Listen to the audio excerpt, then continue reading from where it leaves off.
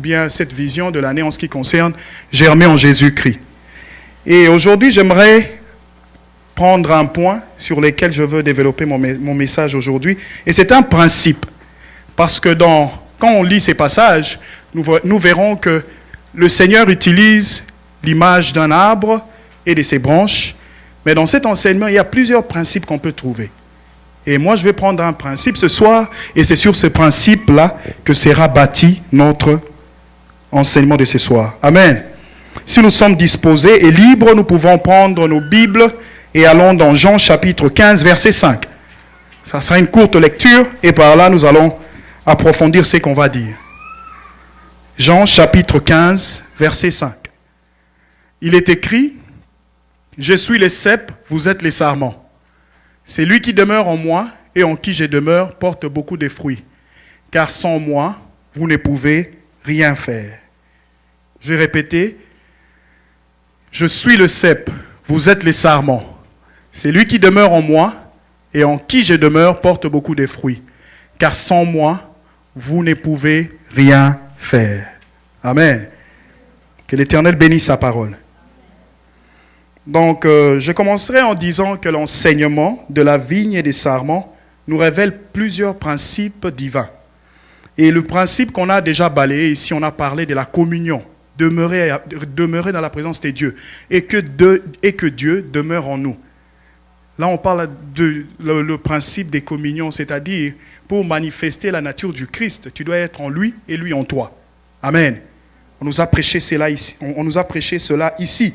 Et toujours dans ces passages, nous voyons aussi qu'il y a un dynamisme. Le Seigneur ne nous sauve pas pour rester au même stage. Amen. Nous sommes sauvés pour grandir et pour produire les fruits. Si cela ne dépendait que du Seigneur, si le salut était tout cela, je ne dis pas si cela ne dépendait, si le salut dépendait de tout cela, on allait être sauvés, partir au ciel. Mais il nous laisse sur la terre parce qu'il y a un travail à faire. Amen. Et par là, je dirais quoi?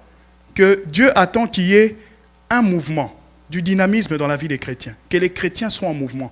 Il a parlé de cela de plusieurs manières. Il a parlé des ouvriers auxquels on a donné de l'argent et on a vu les attentes du Père ou bien du Seigneur dans cette histoire-là. Que quand il nous sauve, quand nous devenons un serviteur, ce n'est pas pour chômer, c'est pour être productive. Amen. Dans le royaume des cieux. Le royaume des cieux n'est pas un royaume statique, c'est un royaume dynamique. Si c'était un royaume statique, aujourd'hui on n'allait plus en parler. Mais Dieu continue à bouger et la parole s'étend de Jérusalem, là où ça a commencé, et jusqu'aujourd'hui, nous les Africains, nous avons aussi reçu cet évangile. Donc, la parole de Dieu ne peut pas rester statique, elle doit bouger. Et les hommes doivent se disposer pour bouger avec. Amen. Donc ces deux principes sont les principes que j'ai pu observer dans ces passages. Et le principe sur lequel j'aimerais mettre l'accent ce soir, c'est que j'aimerais que nous puissions tirer une attention particulière sur un autre principe divin que nous enseignent ces passages. Et ça, c'est le principe que nous allons explorer ce soir. Et dans Jean chapitre 15, verset 5, l'Éternel nous révèle, sans moi vous ne pouvez rien, c'est le principe qu'il est en train de nous dire, si tu dépends d'une source, si tu es détaché à la source, tu ne vaux rien. Amen.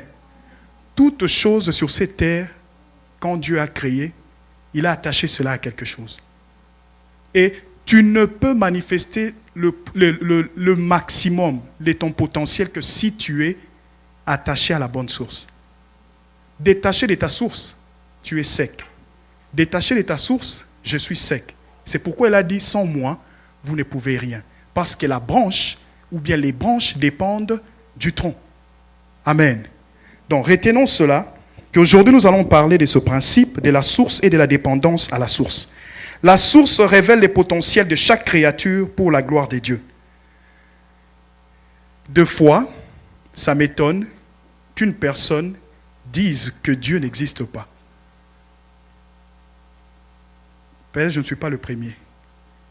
Parmi nous ici, ou bien au milieu de nous tous, nous avons cette foi que Dieu existe. Parce qu'on ne le voit pas. on peut le voir dans sa création. Parce qu'on ne le voit pas. On peut le voir de la manière dont, j'ai parlé de la création, mais de la manière dont cela est merveilleusement aligné. Amen. Pour nous dire quoi, Dieu, et c'est lui qui permet à ce que le potentiel de chaque créature se révèle dans sa source. Et j'aimerais pendant quelques moments vous inviter à avoir vos yeux rivés sur les écrans, et c'est par là que je veux ouvrir encore certaines réalités en ce qui concerne la source et la dépendance à la source. Si les frères de médias sont prêts pour nous balancer ces vidéos. Cheetahs may be the fastest.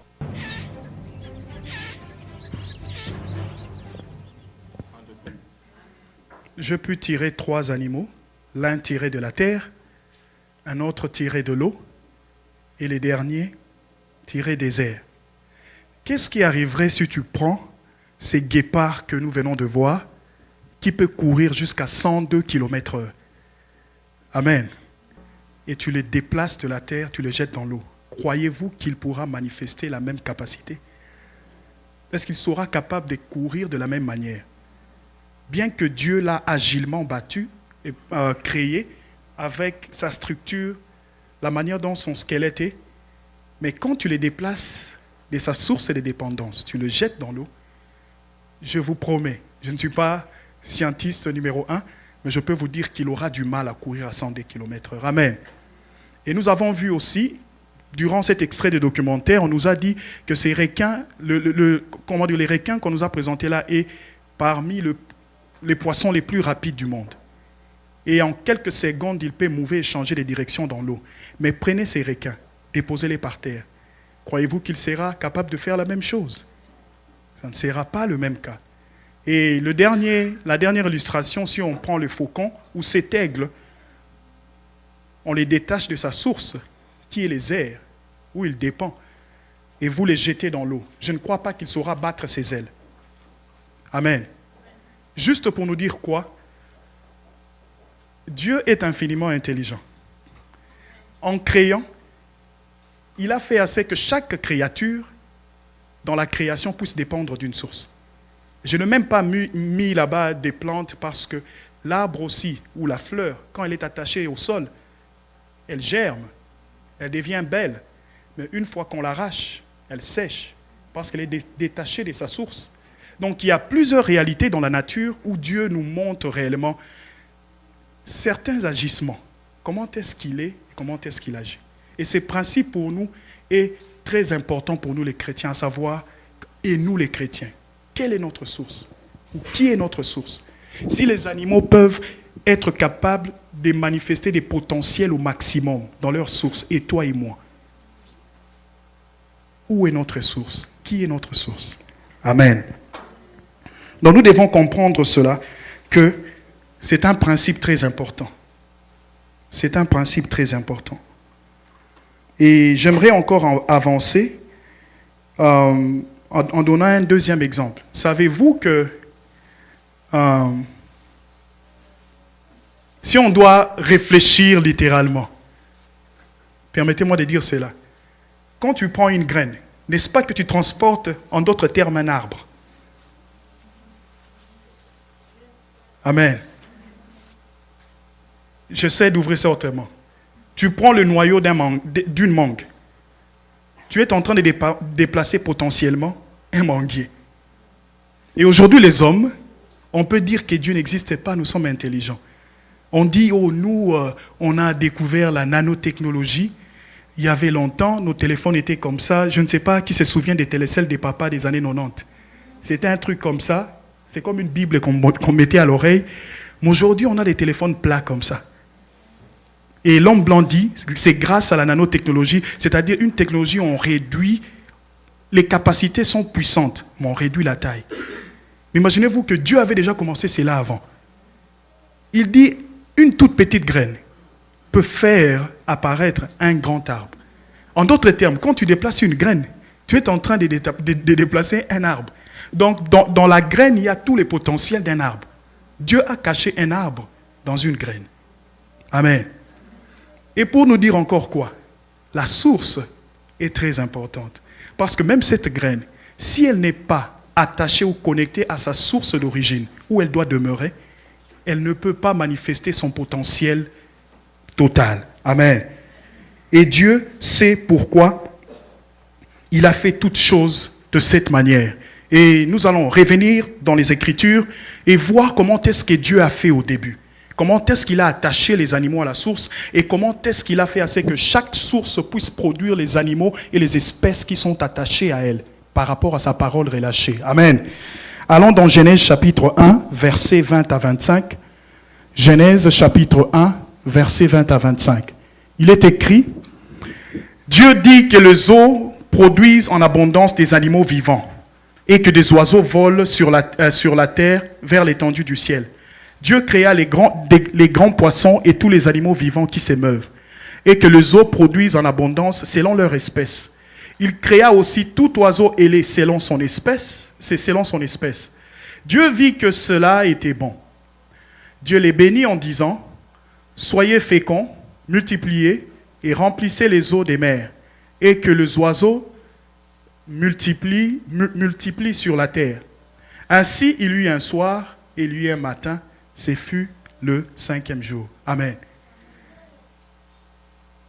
Vous allez voir jusqu'à ce que nous allons atteindre, nous les hommes. En ce qui concerne les animaux, à la création, Dieu pourvoit une source. Il parle à la source et dit que dans telle source puissent se manifester les animaux de telle espèce. Et on voit les animaux apparaître et dépendre totalement de cette source. Il a dit que dans la mer se multiplient des grands poissons et tout. Et la source de la mer qui est la source des poissons, par la parole de Dieu, a accepté de produire ces espèces qui dépendent d'elle. Ok. Nous allons sur la terre, mêmement. Dieu attache les animaux et les espèces végétales à la terre. Le sol permet à ce que la sémence devienne un arbre. Et la terre, telle qu'on a vu, ces guépards ne peuvent pas courir de cette manière si tu l'enlèves de la terre où il appartient, qui est son domaine. Amen. Donc tout cela, Dieu a fait cela avec intention. Il a fait cela avec intention. Non seulement pour nous enseigner c'est lui qui a créé toutes choses, mais aussi pour nous dire, attention, il y a certains principes que toi et moi nous devons connaître qui peuvent se trouver dans la nature. Amen. Donc nous voyons, pour que les animaux se produisent dans tel domaine, Dieu parle à cette source et la source accepte les animaux. Dieu parle de cette manière à telle source à la terre produit les arbres et les végétations. Dieu parle à la terre et la terre, c'est là où les animaux qui courent et qui rampent peuvent demeurer. Et là, on n'a même pas cité les amphibiens, ceux qui sont dans l'eau et sur la terre. Dieu ne les a pas cités, mais Dieu est celui qui a fait assez que ces animaux puissent développer et atteindre leur potentiel total dans ces sources. Amen. Et c'est par là que je dirais, quant aux fils et aux filles de Dieu, nous devons savoir que nos potentiels sont en Christ. C'est que tu es, selon la vision de Dieu, parce que tout ce qu'il a créé, on écrit toujours à la fin, Dieu vit que cela était bon. Et toi aussi, quand il t'a créé, il a vu que tu étais bon, et toi aussi tu viens d'une source. Et je veux éclaircir cela calmement. Et dans notre thème, quand on parle de germer en Christ, c'est déjà pour t'envoyer dans la direction, pour te dire que ta source n'est pas la création, mais ta source, c'est le Créateur. Amen. C'est là l'erreur que les humains ou les hommes que nous sommes, nous commettons souvent. C'est pourquoi nous essayons de nous attacher à tout ce qui est à côté de nous. Mais en réalité, si tu veux vivre le maximum de ton potentiel, connais ta source. Et aujourd'hui, je viens te dire ta source, si tu veux vivre le maximum de ton potentiel, c'est Jésus-Christ de Nazareth. Hors de lui, tu ne sauras pas devenir ce que tu es réellement. Pour Pierre, il croyait qu'il était un habile pécheur. Mais Jésus le voit, il dit, je te révèle ton identité spirituelle. Tu ne seras plus seulement pêcheur de poissons, mais maintenant, voilà, tu deviendras pêcheur d'hommes. Amen. C'est l'erreur que nous commettons souvent. Si je pose la question dans cette salle, par exemple, parle-moi de toi. La réponse que je peux avoir, c'est que, bon, moi je suis infirmier, moi je suis ingénieur. Ton identité n'a rien à voir avec ce que tu fais dans la vie. Tu n'es pas un ingénieur. Yes, tu es ingénieur parce que tu es allé à l'école. Tu es infirmière, médecin parce que tu as la formation. Mais en réalité, c'est que tu es, Dieu connaît. Et c'est lui qui est ta source. Il n'y a que lui qui peut réellement révéler quelle est ta raison d'être sur la terre.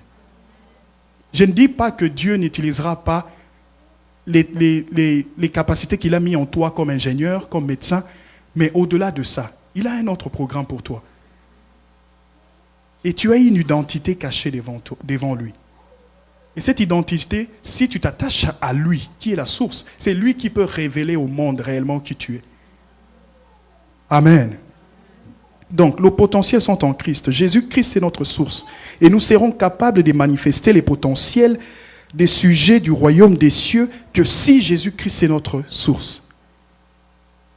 Les potentiels du royaume des cieux, c'est ce que Jésus veut manifester en nous. Quand on dit c'est germer en Christ, c'est bon que nous pouvons germer aussi dans les domaines physiques dans lesquels nous vivons.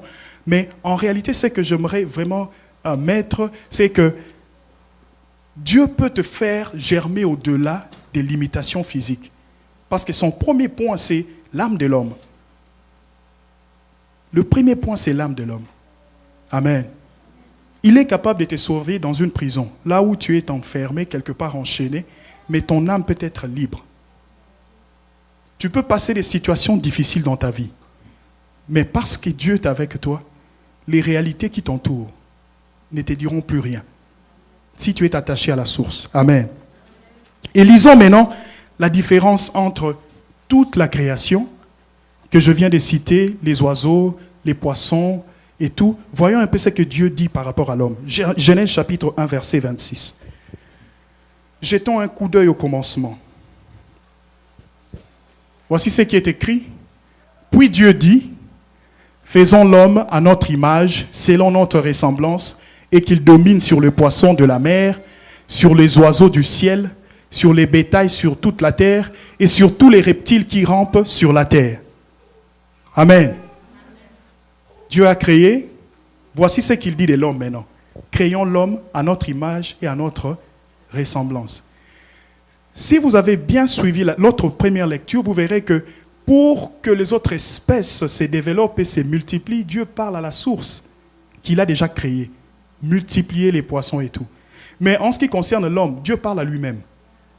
D'où Dieu est la source de l'homme. Et quand il parle de l'homme, ce n'est pas l'homme ce n'est pas l'homme physique, parce que là, il n'a pas encore formé l'homme avec la poussière de la terre. Il parle à l'homme spirituel. À l'image de Dieu. N'est-ce pas que Dieu est invisible? Et quand tu crées une personne à l'image de Dieu, sera-t-elle visible ou bien invisible? C'est l'homme que Dieu a créé premièrement. L'homme spirituel, c'est toi. Amen. Avant qu'il te revête avec de la poussière et qu'il te forme un corps, il a d'abord créé l'homme invisible. Et cet homme invisible, qui est dans ces corps que tu as et que j'ai, coupé ou bien détaché de sa source qui est Dieu, ne peut rien faire. C'est pourquoi il dit sans moi, vous ne pouvez rien. Parce que les besoins spirituels de chacun de nous ne peuvent être satisfaits que par Dieu. Tu peux essayer de couvrir cela par des titres, par de l'arrogance, par de l'argent, mais cela n'arrivera pas à satisfaire les besoins de ton esprit. Ton esprit se nourrit d'une autre chose. Ton esprit dépend d'une autre chose. Ton esprit a une source invisible. Et c'est Jésus qui te dit, auparavant vous n'aviez jamais vu la source. Et maintenant je vous dis la source, c'est moi. Amen. Donc ton vrai potentiel n'est pas dans tout ce que tu peux ramasser ou accumuler. Ton vrai potentiel, c'est en Christ parce qu'il est ta source. Amen. Et en parlant de germer, je crois que nous commençons à suivre tout doucement la ligne. Que si tu veux germer, il faut vraiment que Christ soit en toi et que toi tu sois en lui et que c'est alors que tu peux germer. Et c'est alors que tu peux réellement produire les fruits dignes d'un repenti. Amen.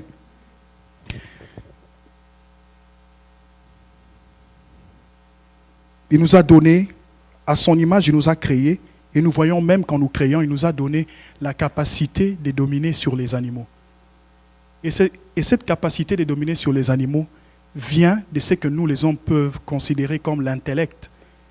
N'est-ce pas que l'homme a dompté tous les animaux? Nous avons dans les eaux des spécimens des animaux que l'homme a domptés. On a les grands babouins, on a des gorilles, on a des lions, on a des crocodiles. Pour notre plaisir, on les a tous domptés, n'est-ce pas? Et Dieu nous a donné l'intellect pour être capable de manifester cette domination sur les autres créatures. Amen. Pourquoi? Parce qu'il est notre source. Parce qu'on est créé à sa ressemblance. On manifeste sa nature. C'est pourquoi on a l'autorité sur tous les autres animaux et sur toutes les autres créatures. Parce que nous avons été créés à son image et à sa ressemblance. C'est pourquoi nous sommes capables de créer, d'inventer les choses. Nous sommes capables, il y a 200 ans, pour faire Champagne, par exemple, il fallait un chariot et puis des chevaux, je ne sais pas, avoir des points d'eau. Mais aujourd'hui, quelques années seulement, quelques années seulement, tu peux faire cette distance à 45 minutes. Il y a une voiture, on te dit, cette voiture a la capacité de 200 chevaux qui te tire cette carcasse jusque-là et te ramène dans quelques minutes. Dieu nous a donné cet intellect pour manifester que celui-ci est différent de tous les autres parce que je l'ai créé à mon image et à ma ressemblance. Et je suis sa source. Dieu est esprit, il commence par créer l'homme, l'esprit de l'homme. Pour les autres créatures, il les a attachés à une source. Pour les plantes, les sols et sa source. Pour les poissons, l'eau et leur source. Pour les animaux terrestres, la terre et leur source. Pour toutes ces créatures, quand l'Éternel a voulu multiplier les poissons, il a parlé à l'eau. Pour les animaux terrestres, il a parlé à la terre. Et pour les autres créatures, il a parlé à leur source. Mais quant à l'homme, il a parlé à lui-même. Amen. Pour te rappeler que tu es créé à son image et Dieu seul est ta source.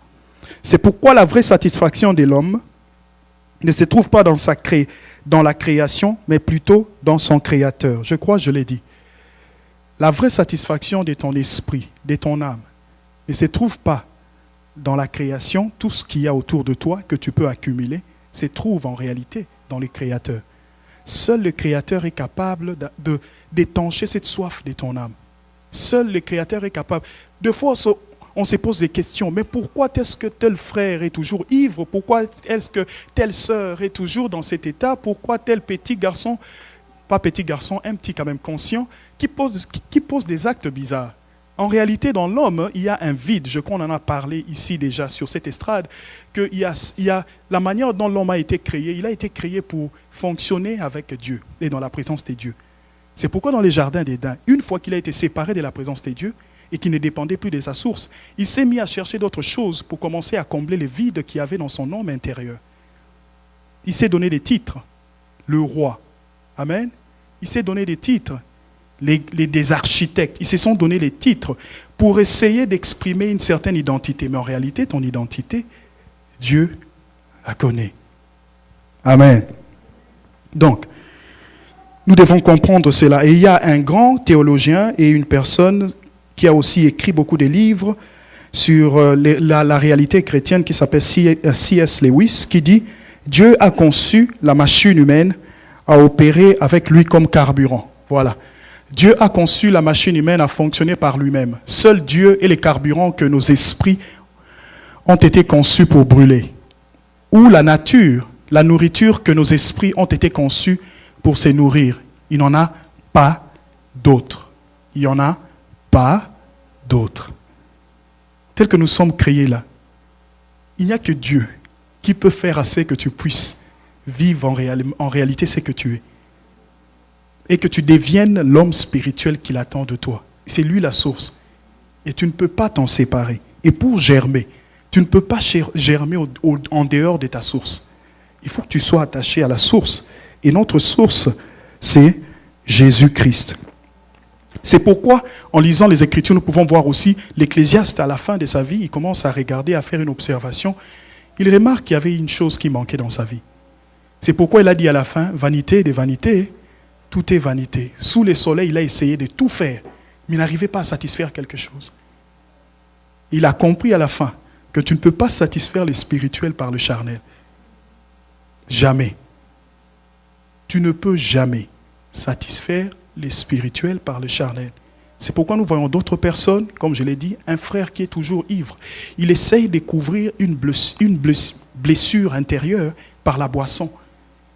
Il a été abusé quand il était un enfant. Et il a grandi d'une certaine manière. Il a adopté un certain caractère parce qu'il veut essayer de couvrir une blessure spirituelle par des choses physiques. La bière, les whisky ne saura jamais guérir une âme blessée. Et par là, tu dois revenir à la source. Seigneur, pendant que j'étais enfant, j'ai vécu ceci. Ça m'a fait mal. J'ai grandi dans des situations compliquées. Et quand tu reviens à la source est capable de guérir cette blessure. Parce que n'oubliez pas, quand il a créé l'homme, il a d'abord créé spirituellement. Et il a aussi les réponses spirituelles avant de te donner les réponses physiques. Et souvent, nos yeux sont tournés vers ce qui est physique. Avant même que tu n'obtiennes une certaine bénédiction. Seigneur, je veux devenir c'est ça. C'est pourquoi il commence par, j'aimerais d'abord travailler par ton caractère. Je vais commencer par travailler l'homme intérieur. Il ne peut jamais élever un Joseph aussi longtemps que son caractère est comme un fils à papa. Vous voyez là où il va. Pour te donner les bénédictions matérielles, il regarde ton caractère.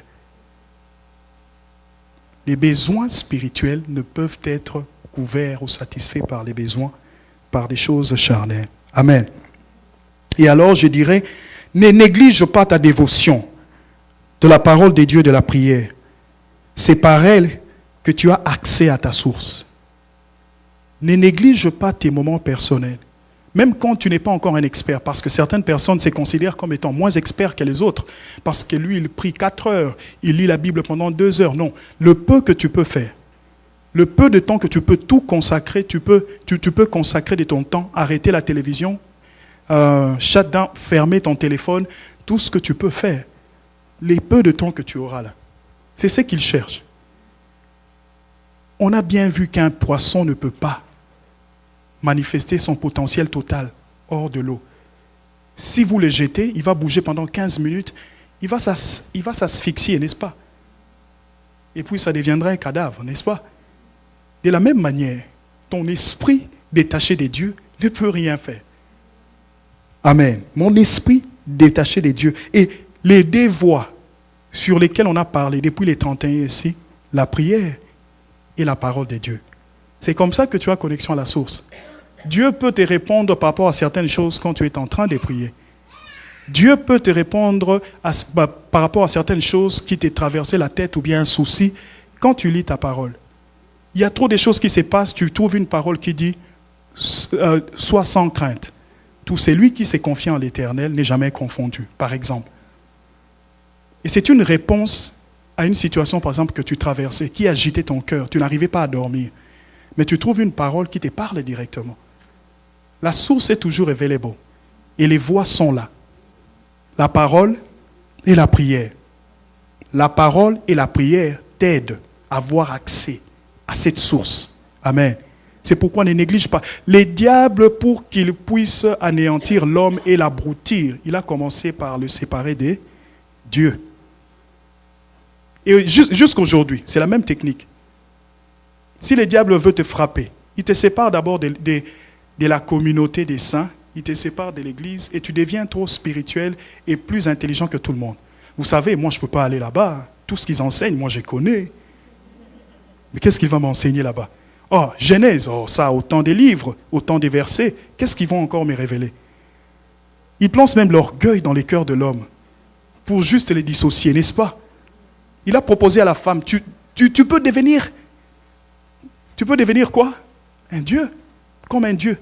Or, Dieu avait déjà créé l'homme et la femme à son image et à sa ressemblance. Quelle divinité elle cherchait encore? Et lorsqu'il a été capable de briser cette communion, cette dévotion, c'est là où il est entré.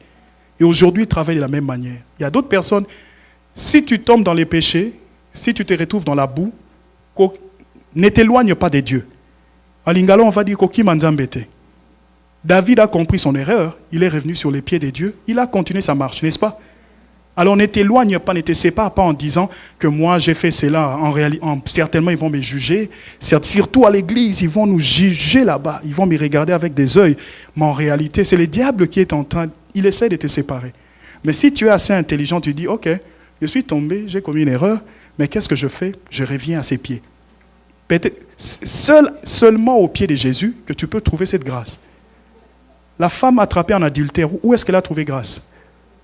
On l'a amenée pourquoi? Pour être condamnée. Mais Jésus, qu'est-ce qu'il fait? Avait-il contredit la loi? Il a fait grâce, n'est-ce pas? Qui a écrit la loi? Qui a donné la loi? C'est Dieu lui-même. Et quand celui qui a écrit la loi te fait grâce, comment tu comprends cela? Est-ce que tu dois courir vers la grâce, la loi, ou bien tu cours vers celui qui a écrit la loi et qui est capable de te faire grâce? N'est-ce pas que tu dois courir dans l'autre direction, n'est-ce pas? Alors, si tu tombes, si tu pêches, je n'encourage pas le mal, mais ne te détache pas. Le plus tu te détaches, le plus tu deviens vulnérable. Et quand tu deviens vulnérable, tu vas essayer de couvrir cela par d'autres choses. Ah, comme je ne peux plus aller à l'église, je vais m'occuper comme ça. Je peux commencer à toucher cela. Ah, d'ailleurs, et vous verrez, ces gens qui sont arrivés à ces points, qui n'ont pas encore compris ces principes, qui vont revenir à la source. La manière dont ils finissent, c'est qu'ils se détachent totalement de Dieu et ils se retrouvent en train... C'est eux qui commencent à faire la contre-évangélisation. D'ailleurs, c'est écrit comme ça, c'est une erreur. Qui t'a dit que dans la Bible, il y avait une erreur? Ou c'était ta mauvaise compréhension de ces passages? Amen. Vous voyez, Jésus a dit. C'est Jésus qui a tourné l'eau en vin, dont nous pouvons boire. Amen.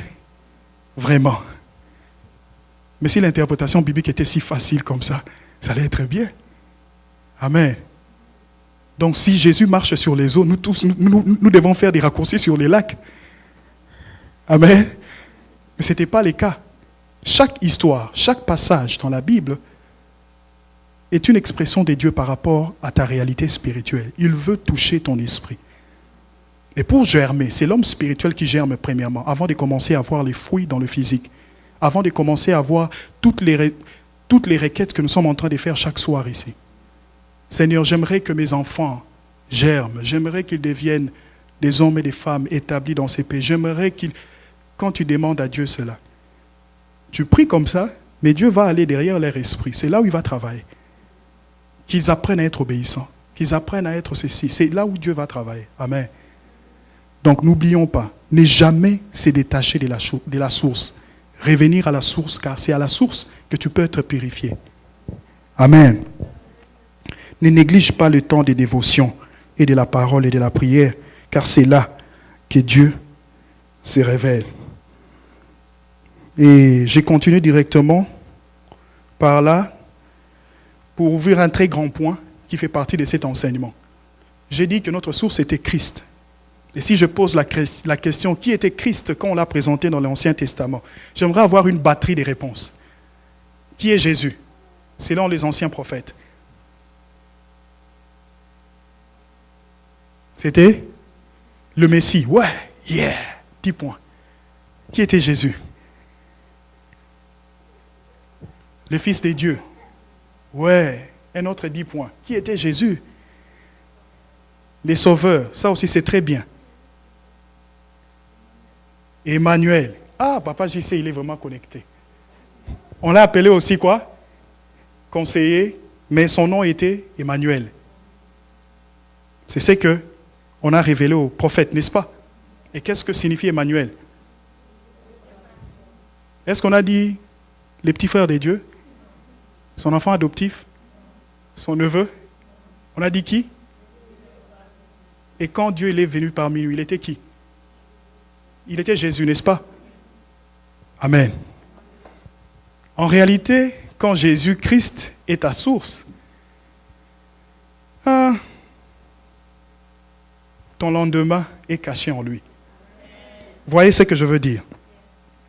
Il dit, je suis le vrai cep. Vous êtes les sarments. Et sans moi, vous ne pouvez rien. Pour certaines personnes, ils peuvent le voir comme on a dit, sauveur, Pour certains aussi, c'était Joseph, le fils de Joseph, le charpentier. En d'autres termes, on peut dire aussi lui-même, de temps en temps, il jouait avec les clous. Amen. Mais en réalité, regardons cette partie divine de sa personne. Quand on dit Emmanuel, on dit Dieu parmi nous. Donc Dieu a revêtu la chair, n'est-ce pas? Qu'est-ce que Jean a dit? Au commencement était quoi? La parole était avec, et la parole était... Et la parole est venue, elle a habité parmi nous, pleine de grâce, et cette parole, elle s'appelait comment? Jésus. Amen. Et cette parole te dit maintenant que sans moi, tu ne peux rien. Et le point que j'aimerais te dire aujourd'hui, c'est quoi? Avoir Jésus-Christ comme ta source, tu as une source exceptionnelle qui dépasse toutes les sources qu'on a vues là. Avec Jésus, c'est une source qui est plus excellente que la terre. Excellente que la terre. Avec Jésus, c'est une source qui est plus excellente que les airs. Avec Jésus, c'est une source qui est plus excellente que les eaux. C'est une source incomparable. Amen. Jésus est la source incomparable. Parce que si on doit voir, toutes les autres sources émanent de lui. Et maintenant, quand tu as lui comme source, il peut te faire vivre certaines choses que toutes les autres sources ne peuvent pas te donner. Si ta source est ton argent, ton compte en banque, Jésus est mieux que ça. Si ta source est le nom de ta famille, Jésus est mieux que ça. Si ta source, ce sont tes business par-ci, par-là, et tout le monde peut te pointer du doigt, messieurs tel et tel, mais laisse-moi te dire que Jésus est plus excellent que toutes ces sources. Jésus est une source qui agit au-delà de la nature. Jésus est une source, il est une source qui est non seulement intarissable, elle est incomparable, et puis elle ne cadre pas dans les limitations du temps, de l'espace. Jésus est cette source qui est infinie. Merci pour le mot. La présence. Et pendant qu'on était en train de modérer ici, le frère Gissa a évoqué une partie d'une histoire biblique, je crois, en ce qui concerne la contestation en Israël, n'est-ce pas? Et Dieu a dit à Moïse, que chaque tribu d'Israël puisse amener une verge qui représentait, si je peux dire, les signes d'autorité de chaque chef des tribus. Et ce jour-là, on a dit que Aaron est venu aussi avec quoi? Avec sa verge, ok? Et qu'est-ce qu'ils ont fait? Ils ont pris toutes les 12 verges, les ont amenées où? Dans sa présence.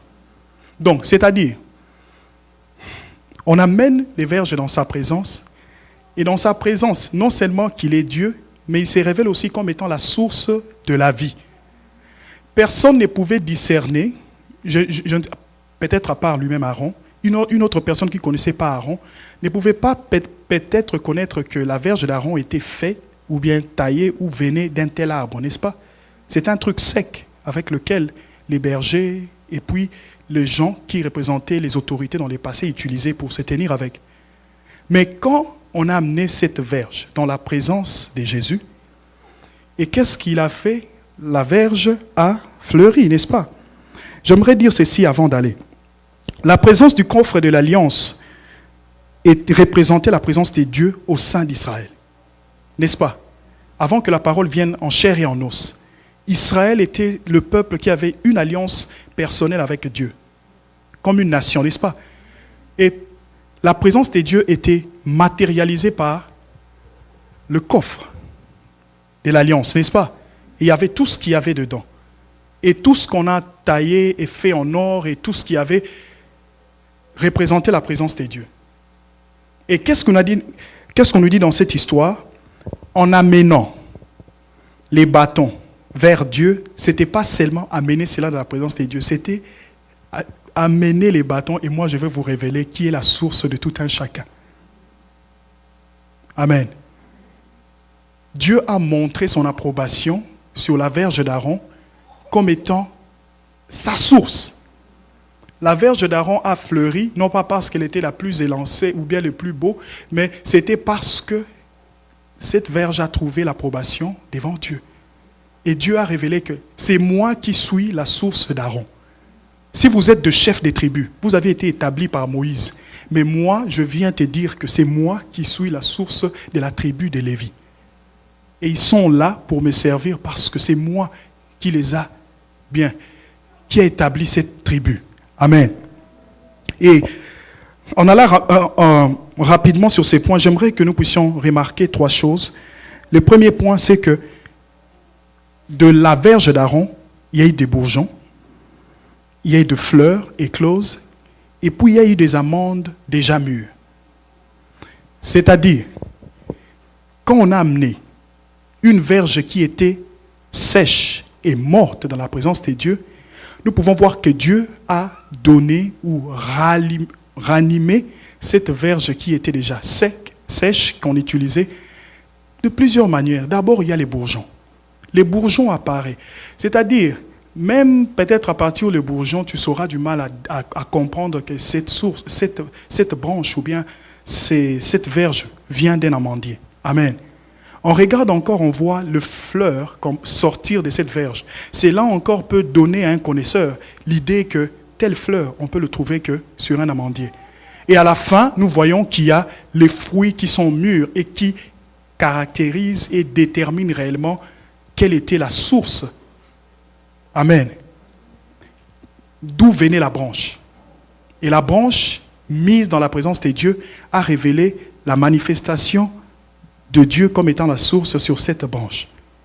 Et Dieu a ramené la vie dans une branche qui était séchée en les faisant bourgeonner, en les faisant fleurir et en faisant assez qu'ils puissent produire le fruit. Et les fruits déjà mûrs. En d'autres termes, Dieu, dans sa présence, comme étant la source, il est la seule source qui est capable de compresser les temps. Amen. Il est la seule source parce que toutes les autres sources marchent avec les temps. Même les poissons dans l'eau doivent attendre qu'ils commencent comme un alevin, grandir et devenir un poisson mûr. Les cheetahs qu'on a vu courir là-bas, le guépard, doit aussi subir le temps. Mais quand tu es connecté à la source qui est Jésus-Christ, il est capable de compresser les temps. C'est-à-dire un arbre qui n'a pas attendu si c'était l'hiver, si c'était le printemps, parce qu'on a amené ça dans sa présence, parce qu'il est la véritable source. Il a communiqué quoi? La vie dans toutes les dimensions de cette verge. Du bourgeon aux fleurs et aux fruits. Donc c'est-à-dire, il a pris le temps, il a compressé. On a déposé ça aujourd'hui, Moïse revient demain, on vient checker les verges, on voit une verge qui a des fruits déjà mûrs. Même pour qu'un fruit mûrisse, il faut du temps. Pour les autres sources, les temps comptent beaucoup. Mais quand tu es connecté à Jésus, Jésus est capable de... Amen. Il est capable de compresser les temps pour toi. Alors reste connecté à Jésus. La branche ou bien le bâton était inconnu. Si on pouvait le voir, c'était un bâton inconnu. Mais parce qu'elle a été projetée dans la source, parce qu'elle a été présentée dans la source qui est Jésus, parce que là on nous parle du coffre. C'était la représentation de la présence de Dieu. Et on nous dit Jésus est venu Emmanuel, il est mort, il est ressuscité. Maintenant le Saint-Esprit habite en toi. Amen. Donc toute sémence de Dieu qui est en toi doit germer, que tu le veuilles ou pas. Et qu'est-ce qui se passe? Les bâtons étaient inconnus pour plusieurs personnes. Mais ces jours-là, beaucoup ont compris que ces bâtons est venu ou a été tiré d'un amandier. Amen. Ce que Dieu fait, il n'y a que lui qui est capable de faire certaines choses, qui va prouver au monde entier qui tu es et à quoi tu sers. Amen. Attache-toi à cette source. C'est lui qui était inconnu ou celle qui était inconnue. Hier, les jours d'après, on a connu et. Cette branche venait en réalité de l'amandier parce qu'elle a fleuri, elle a produit du fruit et le fruit a mûri les lendemains. Au-delà des saisons et des temps, Dieu est capable. Si tu crois seulement, si tu t'attaches à cette source qui est Dieu, il est capable de te faire germer miraculeusement. Parce que cela n'est pas... C'est pas germer dans les temps. Avec Dieu, tu ne germeras pas dans les temps. Que pour tout le monde, il faut faire... Bon, quand nous on arrive ici, il faut d'abord chercher un bon boulot là-bas, quelque part où tu peux vivre d'abord. Tu deviens part-time. Et puis, à un moment arrivé, tu te maries un peu. Tu crées un peu des balancements ou des balances. Et puis, tu peux devenir full-time. Tu avances. Il y a toute forme de schéma tracé sur ces terres. Mais quand tu es attaché à la source Jésus, il est capable que tous ces schémas que les gens font ne soient pas les mêmes pour toi. Lui est capable d'ouvrir une porte où ça prend 10 ans pour s'ouvrir. Il l'ouvre en 2 mois. Il est capable de faire assez que là où tout le monde attend, on dit que ceci n'est que pour les Américains. Mais tu arrives là, un Congolais. Et quel Congolais? Débouré Gadon, qui vient de Chabunda là-bas. Amen. Et tu arrives là, l'anglais te complique encore. Tu dis, you, my, et tu te dis, qu'est-ce que j'ai dit? Est-ce que j'ai insulté ces messieurs? Mais je ne l'ai pas insulté, mais lui, il est capable, avec tes lacunes, sans forme, séché, face à ce que tu puisses bourgeonner, que tu puisses porter des fleurs. Et vous savez à quoi sert une fleur? Cette fleur est capable de faire, d'émettre un parfum agréable. Donc là où tu passes, c'est comme si tu séduisais les gens, mais tu ne séduis pas. C'est lui qui trouve une faveur devant Dieu, tel que le pasteur l'a dit hier. Comment ne trouveras-tu pas faveur devant les hommes? Si Dieu approuve tes voies, qui peut s'élever contre toi? Même si Potiphar est là, sa femme est en train de comploter, on jette Joseph en prison. Ils ne savaient pas qu'ils étaient en train de préparer pour que Joseph rencontre les panetiers et son voisin à l'intérieur. La même prison est devenue un accès vers l'élévation. Voilà ce que Dieu est capable de faire. Mais quand il commence, ça n'a pas de forme. C'est comme cette verge. C'est sec, c'est sèche. Et puis tu te demandes, ça vient d'où? Yo, Aaron, wapi. Et ces jours-là, ceux qui se posaient cette question ont trouvé la réponse. Et nous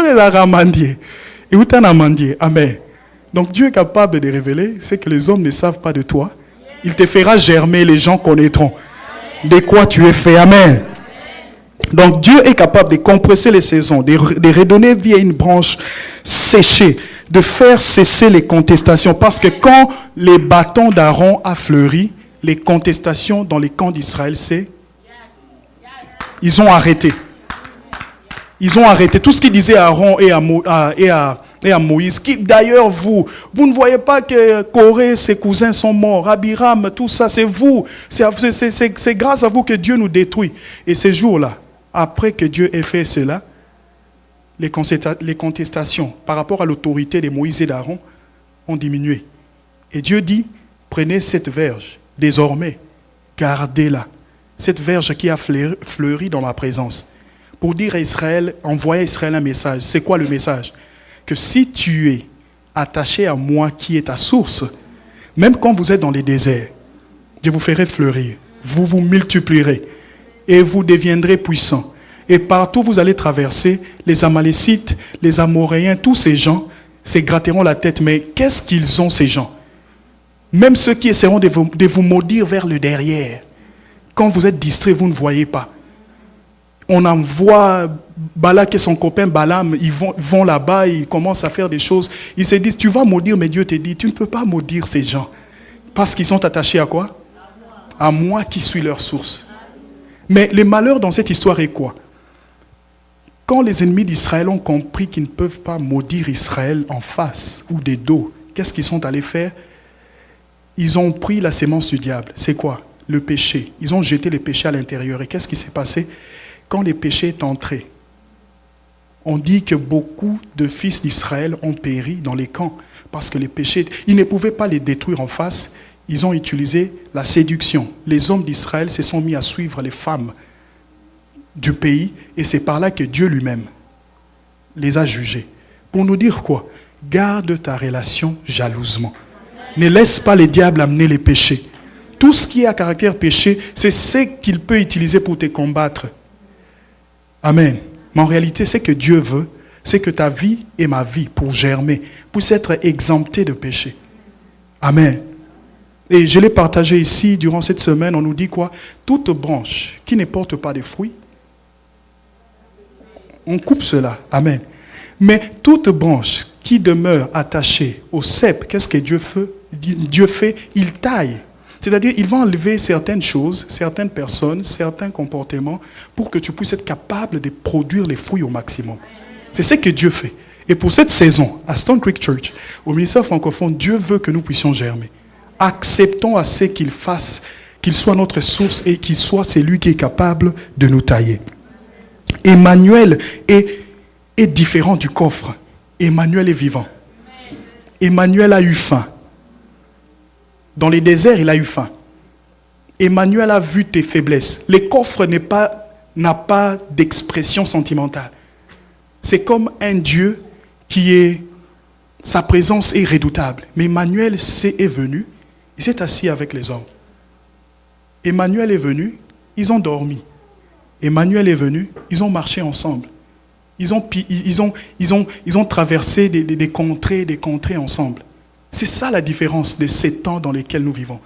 C'est une grâce particulière parce que Dieu opérait avec les hommes en distance, pas deux fois, à travers des prophètes, mais cette fois, avec nous, il était venu lui-même et il est parti.